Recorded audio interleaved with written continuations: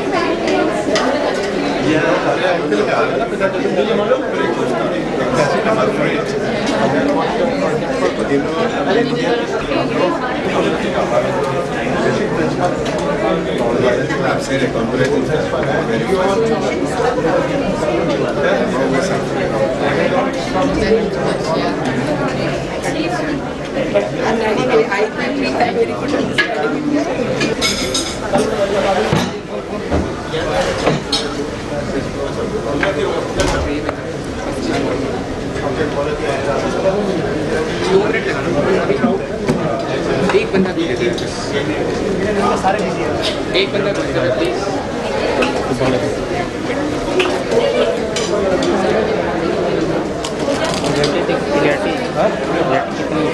Gas light पड़ गई टेढ़ा चल रहा है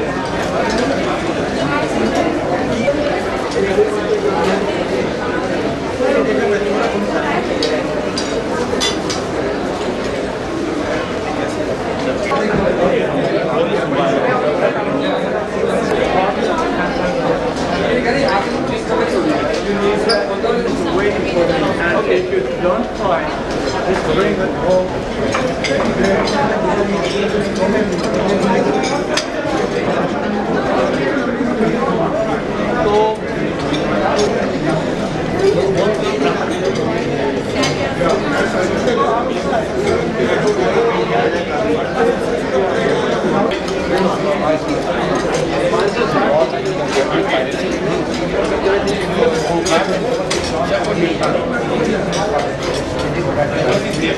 अभी तक सर्वाइव कर रहे हैं मजे की बात है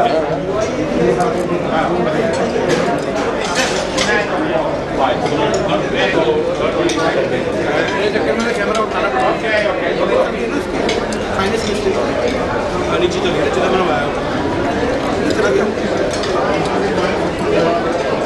और भी ज़्यादा मीडिएबल होगा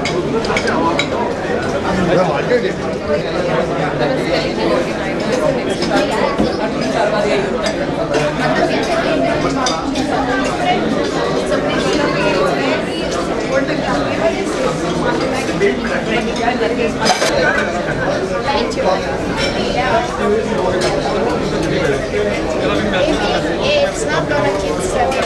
That's the man. That's the man.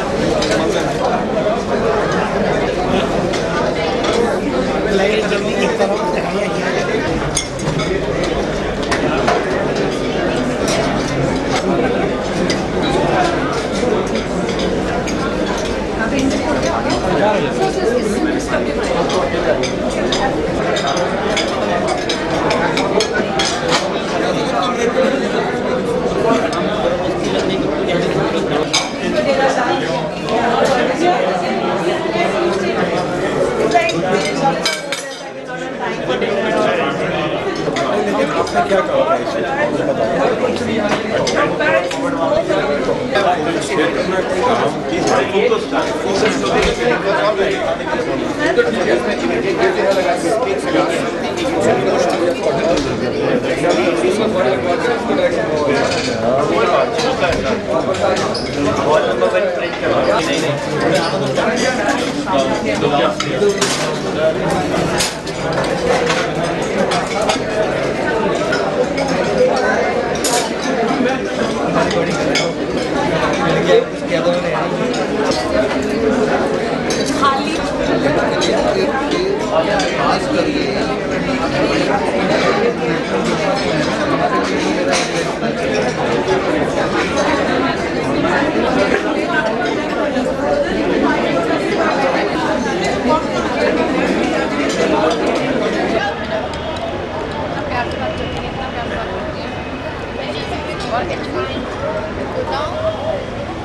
There is very wet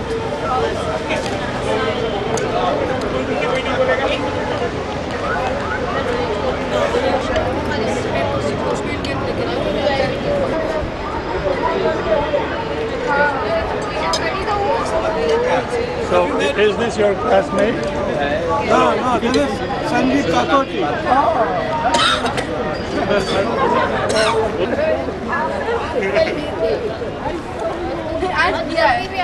आज किया है लेकिन इतना अच्छा से मैंने कर दिया है 2 घंटे खड़े रहे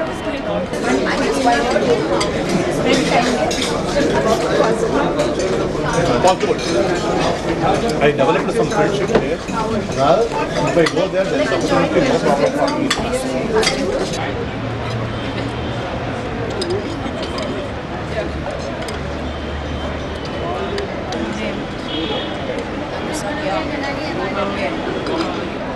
Bicycle. No. Motorcycle. Motorcycle. And then he. त्रिमूर्ति बैठे हैं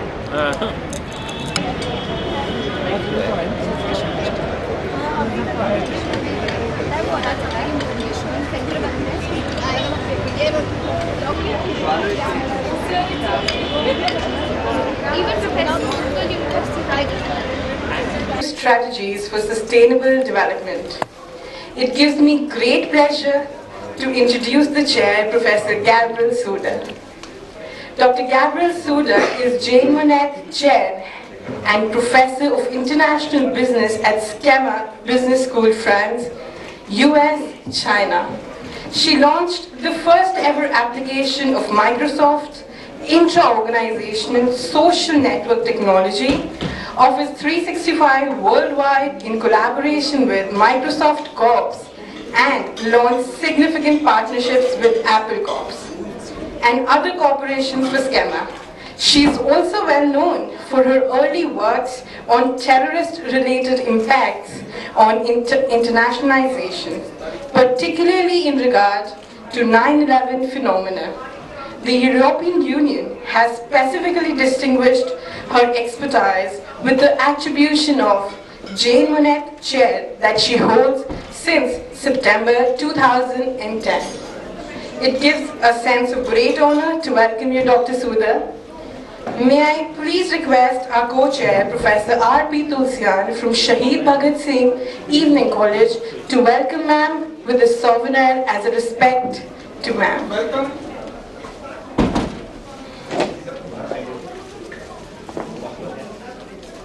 Can we please have a round of applause for ma'am?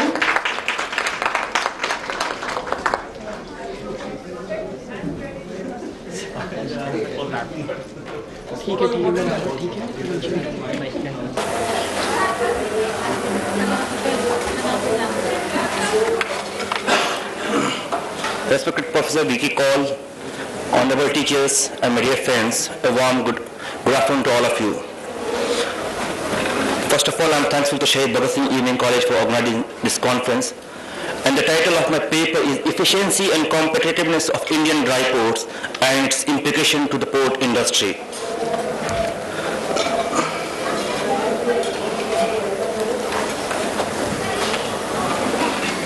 Let me begin from the introduction that my paper deals with the environmental issues and reduced transport congestion. आवाज कहीं और की आ रही है। Madam इसमें तो कहीं और की आवाज Gabriel Sudar, awake. No. कहीं और की आवाज आ रही है। And Diniz La Sessio, technique और तो एक on international conference on multinational enterprises and sustainable development. No. यहाँ तक Law be a venue on and Mercy Poco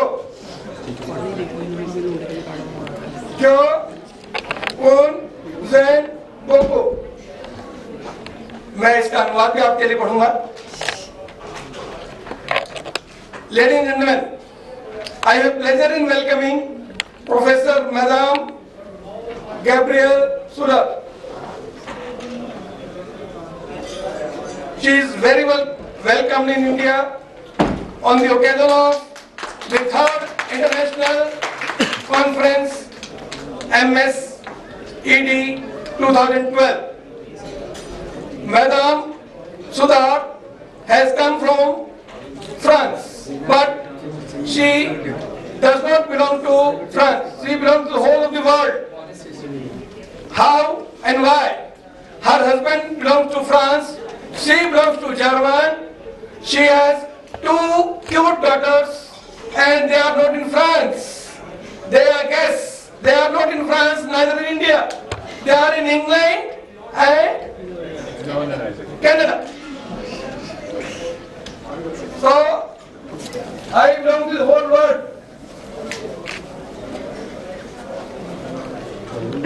Madam Sudar has not only taught the international subject, but is truly an international professor. She has worked with computer giant Microsoft, you have already told. Apart from that, she has done some non-traditional work, fought with terrorist attitude, activity, always. In India, we can call you Jhansi Ki Rani, the brave lady who fought English, British. With these words, I again welcome you. Our 2 more guests will tell you later on. Thank you.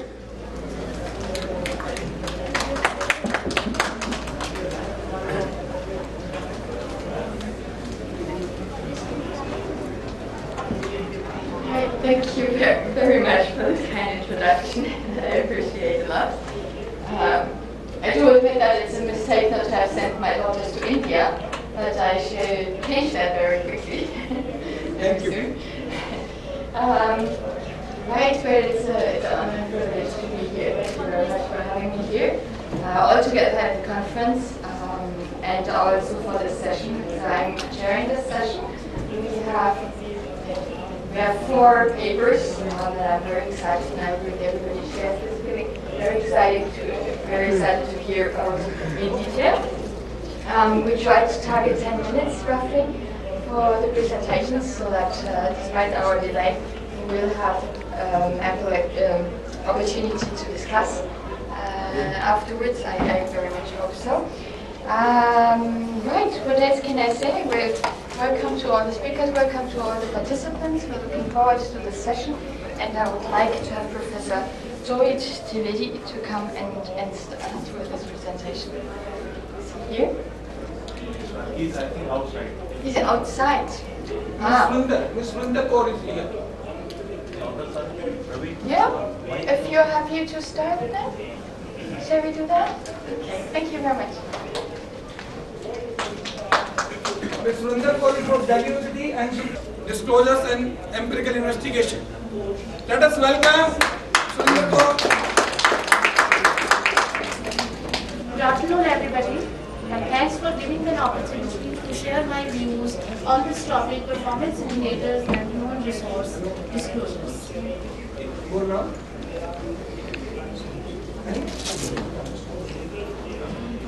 See, the purpose of this work is to create an awareness among the people regarding the human resources, their importance in the business, and the way they are being disclosed through the statements by the companies. 90% people are satisfied with the facilities which is provided by the central government in terms of the major ports. And 41% people are saying that it's average but not up to the mark. So there is dramatic need to improve it. The most important thing, we are hearing about the global warming, where there is increase in the temperature. Once the temperature will increase, then the glaciers will melt. Once the glaciers will melt, the sea level will rise. So there will be a threat to the many cities which are located near the sea. So environment is very important issue, and United Nations has made several laws, and they have implemented it that their policies of the transport or any policy should not harm the environment. But unfortunately in India, it is a data which says that 52% people are not professionally trained for resolving the issues like environment. So the companies and industries are only working for the sake of making money, they are not looking at it for long-term process. So Indian dry port facilities. Let me remind you that Indian dry port is totally different from the European or the Korean or the Japanese dry port. In terms of that, if you will see the dry port of the Europe, they provide warehousing, customer clearance, cargo handling, packaging and reprocessing. But in India, very rarely they provide processing and packaging. Mostly they provide warehousing, customer clearance and cargo handling. So we also need to work in the packaging and reprocessing. If packaging is not up to mark, there can be huge damage. And reprocessing, if once it failed, then it can be reprocessed in the terms of packaging and cargo handling. But India is still not working on this. The first three parts, that is warehousing, customer clearance and cargo handling, India is still looking for that. So, and if you see the intermodal transportation in India is mature but not satisfactory. Many say that it is premature, so it needs new policies are required to be implemented for a dry port. Public-private partnership is a contract between the government and private agencies. So what is the benefit if the government starts public sector into the private? The best benefit is that when a private company comes from abroad, they not only bring the money from their country to our home country, but they at the same time they also bring the new technology, new tools, which are quite helpful. India is not very advanced in this technology. However, if you see the Innore major port, they have their own computerized system, they have the data available since 2007, since they started. If you go to the Kolkata and JNPT, Mumbai, they do not have such a great figure which is available for them. However, the government has been investing the huge investment in terms of improving the transportation. But if you see, the main requirement that the government should invest the money is in the connectivity between the railway, roadway. Roadways are the worst. We cannot bear the expensive airways. So we have only two options. Either we go through the railways or roadways. So there is further need to improve the roadways. This is a figure. If you see, this is the Innore, where we can see this has given the best result in since 2007. This is only the private sector. The rest, all of them, is the public sector, which is run by the central government. There is 60% from the state, 60% from the private investment, and 40% the government. They have done remarkably well because they have the freedom. They are using it. But if you will give to the private sector, the biggest negative point is that they will not see any other perspective than the monetary gains. They will not take care of the environment. They will not take care of the employment for the local people. So government need to make policies on which they can make an agreement that 60%, 70% employees should be from my own country. They will take care of the environment. If they will surpass the carbon dioxide and other things, they will have to pay on the behalf of the government for their own. Another problem is that if you see the major ports or the minor ports, you will see there is no in the north or east only. If you see the Kolkata, there is, otherwise all are in the south. So if you even you start a connectivity, you can't do in the remaining part of the node. So if you will start, then we can have, if you see the condition of the China, Sri Lanka, the state is so small, but indeed they have so much dry ports. In Pakistan, there is one good dry port that they have improved in the private sectors. So we need to implement the same thing in our country for all major ports with some new policies. However, the result of this paper is that our condition has been improved over the last couple of decades, but it has been not up to mark that we can compare it with the Western countries. There is lack in the equipments. We need many tools. When the private companies will come, they can support us, but even we are in a condition that we can invest our own money for buying those technology. Customer clearance is another issue that we are taking 7 days. 7 days is too much. Even in South Korea, who has been developed recently, in the last 2 decades they have been developed, they can provide a customer clearance within the 2 or 3 days. Japan is doing the same, but if you see in the South Asian countries, they have not done. So if the customer clearance will be not good, then there will be delay in the berth. The ship will come from there, but we cannot reload or upload the goods from the ground level to the seaport, because there will be congestion and the delay. There will be delay in the berth that may increase the cost of the goods or the freight. And there is no such a training for the laborers of the proper training. Proper training is required for all the laborers, so they can do it from safe point. And India has a very small containers.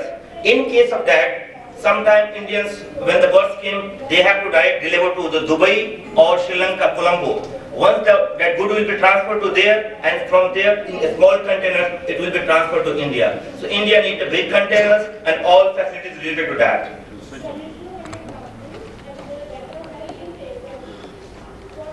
So the conclusion of this paper is that dry port is a new concept which provides a connectivity between the railways and roadways and airways from the sea. This is the best way to reduce the environmental degradation, because there is no such pollution. Water is the cheapest way of the transportation among all modes of the transportation. So we need to start the transportation from this way. In our 12 major ports, we can earn as much developed countries are. Which is validating our hypothesis that the companies with more profits, with more employee costs are likely to disclose more.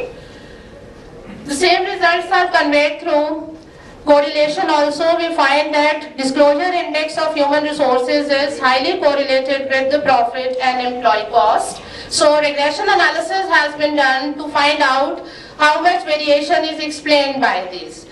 Now we find that the variation being explained by these is just around 5%. So not much variation is explained by these factors, which implies we need to explore more factors which are causing this variation, and then we can try to make formal statements for the human resource disclosures. So you see, in the present world, when we see many scams are there, the problem is in the transparency. We need to have more transparent disclosure systems, and transparency in human resource disclosures is one step towards this. So it is very important for the companies that whatever they are working on, these things should be disclosed properly in a proper format to the outside world also. However, when we studied this, there are certain problems in this. Like, we have taken only 1 year sample, so we cannot say that over the year the disclosures are rising or falling. So we may take up that as a challenge to study further. Another thing can be, we can increase the size of the sample set to further verify our results. But most of these things, these variations or the low disclosures, are resultant from the fact that companies are not aware of the benefits which these disclosures may give. As I said earlier, theoretically, It is a very good area that when you disclose more information, you get positive response from employees, from investors, from management. But there is a need to have more studies wherein we can see that how these disclosures can be converted into more money, more profits and better decisions by the management. So there is a need to study the otherwise relation also, wherein we can see the impact of these disclosures on the profitability of the company. So in a way, this was an attempt to create an awareness among ourselves that whatever resources we have, human resources we have, we must give them due importance in our reports, and we should have more voluntary disclosures, more framed disclosures regarding them. Thank you. Thank you. Thank you, Sunita Madam. What are the benefits if the disclosures are made in a transparent manner? Thank you very much. Next, we welcome Professor Veera Evan. And our co-chair also, and respected ladies and gentlemen. We thought of some, in this background, we thought of some collaborative research, and in the meantime, we saw there is a call for paper in the Journal of Management Studies. So then we thought of having, the call for paper was Excuse me, Ravi. Yeah. I have to introduce two others. I'll introduce. And one more, Professor Ivan. I'll introduce her. I beg your pardon. We saw a call for papers in Journal of Management Studies on how M&A challenge institutional theory. Then we thought of having some collaboration work between, we can see the impact in the context of India and France, maybe in some other countries also, and further we can expand it. So after that, Veera and me, with the help of another colleague, Olga, she's from also ICN France, and two more further also, we wrote in another two co-authors with us. So this is basically work in progress, that is, telling about the influence of institutional context on the multinational enterprises strategies, decision making for sustainability. So for this, now I'll request my dear colleagues, Veera, she will carry forward and throw more light on this paper. Please, over to Veera. Okay, thank you for everybody to be here with us today, and it's an immense pleasure to be with you, even to be here in India, because for us it's our first time we came here, and we are sharing with you very joyful moments, so thank you to everybody. As Ravi said, we started this research project in the beginning by discovering this call for papers on the Journal of Management Studies, and we are all working a little bit on the transdisciplinary approach, and we decided probably that mixing together different people coming from different backgrounds must be something probably helpful in order to better understand how multinationals are acting on sustainable development strategies. So we decided to work together, so thank you, Ravi, for joining us, and thank you, Sylvester, still continue to work with me, and for your support. It's my pleasure.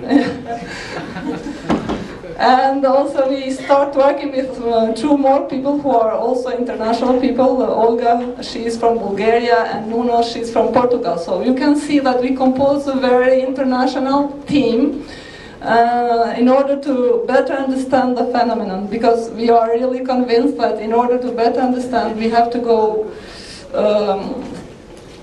behind the frontiers and bring people together to better understand, because for such a complex phenomenon like the decision making or strategic decision making, we really need to combine our capacities, abilities to better understand.